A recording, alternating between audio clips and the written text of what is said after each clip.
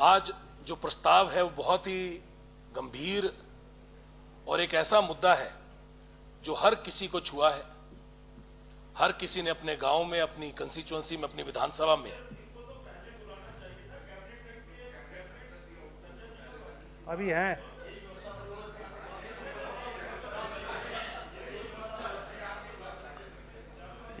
ये अपनी इच्छा पर बोल रहे हैं, ये अपनी इच्छा से बोल रहे हैं, अपनी इच्छा से बोल रहे हैं। चलिए चलिए बाली साहब चलिए, ये आपको उलझा रहे हैं। आपका 1 मिनट खराब कर दिया इन्होंने।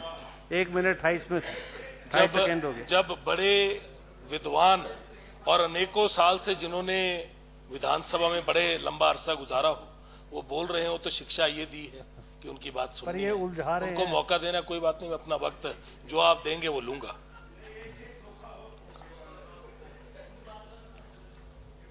आज ऐसी परिस्थिति, ऐसा गंभीर मुद्दा, ऐसी जटिल समस्या जिसके साथ सभी हिमाचल प्रदेश के जितने लोग हैं उन्होंने कहीं ना कहीं इसको निपटा। कहीं ना कहीं हर परिवार इससे ग्रस्त हुआ। गांव में जब एक जगह भी आपदा आती है या विधानसभा में जब एक जगह भी आपदा आती है तो पूरी की पूरा जो कंस्टिट्यूएंसी है उसके अंदर माहौल जो है वो अलग हो जाता है। हर किसी ने अपनी भावना रखी। हर किसी ने कहा कि ये आपदा जो थी ये पहली बार इतिहास में सबने देखी। पक्ष व विपक्ष के जितने भी नेता हैं सबने अपनी अपनी बात में कहा कि पहली बार हमने इतिहास में ऐसी आपदा कभी नहीं देखी। सही था, अपने भाषण दिए, हमने सबसे सीखा। पर अगर ऐसी आपदा पहली बार सबने देखी और ऐसी आपदा जिससे सबका कहीं ना कहीं दिल जो है जिसने झंझोर के रख दिया, ऐसी आपदा जिसने हिमाचल प्रदेश की नींव, उसका ढांचा कहीं ना कहीं बिगाड़ के रख दिया, ऐसी आपदा जिसने हर किसी को सड़कों में जाने में मजबूर कर दिया, ऐसी आपदा जिसके अंदर हमने हिमाचलियों को अपने परिवार से दूर जाते हुए देखा। कहीं ना कहीं परिवार का एक सदस्य भी खोता है तो उसका परिवार तहस नहस हो जाता है। हिमाचलियों ने ऐसी आपदा में अपने परिवार के सदस्य खोए और कहीं ना कहीं ऐसा संवेदनशील मुद्दा जिसके लिए संवेदना हर किसी के दिल में है, मुझे नहीं पता, मुझे समझ नहीं आता कि क्यों इस बात पे हम बहस भी कर रहे हैं। ये बात तो कहीं ना कहीं जिस तरह मेरे से पूर्व वक्ताओं ने बोला, सिंगल लाइन रेजोल्यूशन जाना चाहिए था। अगर जिस तरह हमारे विपक्ष के नेता प्रतिपक्ष ने कहा कि आप लोगों को सरकार में हैं, आप बोल रहे हैं दिल्ली से मांगे, एक संविधान का ढांचा, दिल्ली की सरकार, सारी फंडिंग दिल्ली से, हर प्रदेश के लिए आपदा के लिए अलग से पैसे रखे जाते हैं, हर चीज के लिए अलग से पैसे रखे जाते हैं, प्लानिंग बोर्ड अलग से पैसे रखता है, हर महकमे के पैसे अलग से रखे जाते हैं। कहीं ना कहीं अगर दिल्ली से नहीं मांगेंगे तो किससे मांगेंगे? जब ये आपदा आई, जो सरकार का कर्तव्य था, सरकार ने रात दिन एक करके निभाया। हमारे यशस्वी मुख्यमंत्री ठाकुर सुखविंदर सिंह सुक्खू जी ने एक दिन भी, एक पहर भी, एक सेकंड भी अपने ऑफिस या अपने घर में नहीं बिताया। वो ग्राउंड जीरो पे गए, वहां हेलीकॉप्टर पे पहुंचे, लोगों को वहां से इवैक्यूएट किया, लोगों के साथ खाना खाया, वहीं पे नीचे बैठ के लोगों के साथ खाना खाया, उनको दवाई उपलब्ध कराई, उनको अस्पताल में भेजा। उन्होंने कुछ नहीं देखा। वहां ना तो कोई पार्टी थी। तब से आगे बढ़ते चले गए। आज सबसे आगे बढ़ के मुख्यमंत्री बन गए।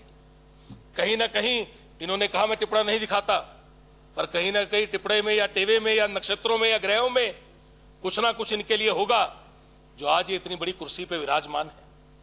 और कहीं ना कहीं आज आप लोग जो बैठे और हम लोग जो बैठे हैं, सत्ता के पक्ष के लोग हों या विपक्ष के हों, एक आदमी भी मैं यहां पे कहता हूं, एक आदमी हाथ खड़ा करके कह दे कि मुख्यमंत्री महोदय डिसऑनेस्ट है, ईमानदार नहीं है, इनके ऊपर कोई लालछन है, इन्होंने कोई छल कपट किया है या पैसे की हेराफेरी की है। मुख्यमंत्री महोदय के ऊपर आज तक इनके पूरे करियर में एक दाग नहीं लगा है, तो कहीं ना कहीं उस चीज को भी देखना पड़ेगा। ये नायक हैं और नायक की तरह ही चले हैं। कहीं ना कहीं मुझे ये लगता है कि हम लोगों को एक और तुलना करनी पड़ेगी। आपका पैमाना, उस पैमाने के ऊपर मैं आखिरी चीज बोलूंगा स्पीकर महोदय, आपका पैमाना जो है, आपने मुझे बहुत आशीर्वाद दिया, जो विपक्ष के लीडर हैं और जो पक्ष के सारे नेता हैं, मेरे बड़े भाई बैठे हैं, विपक्ष में मेरे सारे बड़े सीनियर लोग बैठे हैं जिनको मैं बड़ा आदर सम्मान करता हूं। आपका पैमाना शायद थोड़ा सा अलग है। आप 1500 की बात तो करते हैं, हमें 1500 देना है। सरकार ने मैनिफेस्टो डिक्लेयर किया है, हमने बेरोजगार यात्रा चलाई थी। मुझे रोजगार यात्रा के लिए पूरे प्रदेश के अंदर हम 2 लोगों को संयोजक बनाया गया था। आधा प्रदेश विक्रमादित्य जी को शिमला और मंडी दिया गया था और मुझे कांगड़ा और हमीरपुर दिया गया था। मैं बोलने लगा उसके ऊपर सर, मैं बोलने लगा, मैं 2 मिनट में कंक्लूड कर दूंगा। आप लोग बात करते हैं कि आपने 5 लाख रोजगार देने की 5 साल में बात की, उसका मतलब है 1 लाख रोजगार 1 साल में, या तकरीबन 5 साल में आदमी जब बच्चा या छोटा होता है, उसको पढ़ना है या कोई भी चीज, आप टिप्पणा भी लिखते हैं, अगर टिप्पणे की बात करें तो टिप्पणा लिखने में वक्त लगता है, उसको पढ़ने में कम वक्त लगता है। कहीं ना कहीं ये सरकार का ढांचा है। अभी 9 महीने हुए हैं, सरकार ने आते ही काम संभाला, रात दिन काम किया और उस काम के अंदर लगी है, रिजल्ट आने में समय लगेगा। पर आपने 5 लाख नौकरी की बात की, आप 2 करोड़ नौकरियां भूल गए। 2 करोड़ नौकरियों का वायदा किया गया था प्रतिवर्ष, कहा गया था कि हर साल पूरे हिंदुस्तान के लोगों को 2 करोड़ नौकरियां दी जाएंगी। उसका मतलब है कि पिछले इस 10 सालों के अंदर 20 करोड़ नौकरियां दी जानी थी। उसका मतलब है 5 लाख को गुणा करो 400 से, 400 गुणा करेंगे तब जाके 20 करोड़ नौकरियां आप देंगे। वो वायदा कहां गया? अगर वो वायदा 10 साल पूरे होने को आए, राष्ट्रीय सरकार है, मैं उनकी भी इज्जत करता हूं, पर कहीं ना कहीं क्या वो 10 साल नहीं देखे जाएंगे, ये 9 महीने देखे जाएंगे। आपने बात की 1500 रुपए की, क्या वो 15 लाख रुपया किसी को याद नहीं है? आप कहते हो बेटे को 1500, बेटी को 1500, बहू को 1500, उसकी सास को 1500, कुल मिला के हुआ 6000। अगर उस पैमाने से चले तो हर किसी के पास बैंक का अकाउंट है और कहा गया था कि हर किसी के बैंक के अकाउंट में 15 लाख रुपए डाला जाएगा। क्या वो बात, ये बात ऑन रिकॉर्ड है, ऑन रिकॉर्ड है। और अगर मैं कह रहा हूं तो ये ऑन रिकॉर्ड कहा गया। पर आपने नहीं कहा, आपने नहीं कहा, पर कभी किसी ने कहा, मैं उनका नाम भी नहीं लूंगा। पर क्या नहीं, वो ठीक है, अगर आपको लगता है ऑन रिकॉर्ड नहीं है, पर मैं आप ये सारा दुनिया बोलती। Please wind up. अच्छा, एक सेकंड, वाइंड अप कर रहे हैं। 15 लाख की बात की गई, ये पूरी दुनिया बोलती है। आज गूगल उठाएं तो उसके अंदर बयान आ जाएगा, उसके बाद बड़े नेता का बयान आ जाएगा कि ये जुमला था। और मैं नेता का नाम नहीं लूंगा क्योंकि वो बड़े नेता है, हमारा स्तर बहुत छोटा है, बड़े राष्ट्र के नेता है, मैं नाम नहीं लूंगा। पर कहा गया, क्या ये 1500 रुपया और 15 लाख और ये 10 साल और ये 9 महीने, क्या वो वक्त नहीं देना है? मुझे लगता है कि कहीं ना कहीं उसके लिए संवेदनशील होना है। अब मैं आऊंगा पॉजिटिव पे। आपने कहा कोविड, आपने कहा कोविड के लोग हैं जो नौकरी कर रहे हैं। आपने कहा कि कोविड के अंदर वो रखे गए थे।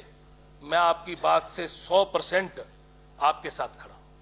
आप बिल्कुल सही कहा आपने, कोविड के दौरान जो लोग रखे गए थे, मैं आपकी बात के साथ खड़ा हूं, क्योंकि मुझे यह लगता है कि जिस समय परिवार ने परिवार को छोड़ दिया था और परिवार के साथ परिवार नहीं मिल रहा था, लोग अपनी जान गंवा रहे थे और पूरे दुनिया में करोड़ों लोग अपनी जान गंवा रहे थे और इस देश के अंदर लाखों लोगों ने जान गंवाई। उस समय जो कोविड के अंदर नर्सों ने और पैरामेडिकल स्टाफ ने काम किया, आज अगर उनकी नौकरी खतरे में है तो हम सबको इकट्ठे मिलकर उनके लिए सोचना चाहिए। यह बात बिल्कुल सही है, जो बात सही है उसका समर्थन करना अनिवार्य है। आपने बात की मांझा की, आपने नहीं, वो ठीक है, उसकी बात मैंने हर जगह रखी। मेरा अपने मेरे नेता हैं, मुख्यमंत्री महोदय मेरे नेता हैं, इनके साथ अगर कहीं जाके मुझे अपनी बात रखनी पड़ेगी, लड़ना पड़ेगा, मैं लड़ूंगा, मैं बात बोलूंगा। मानना नहीं मानना इनका हो सकता है, पर अपनी बात, इनका विवेक है, पर मेरी बात रखना मेरी जिम्मेवारी है और मैं रखूंगा।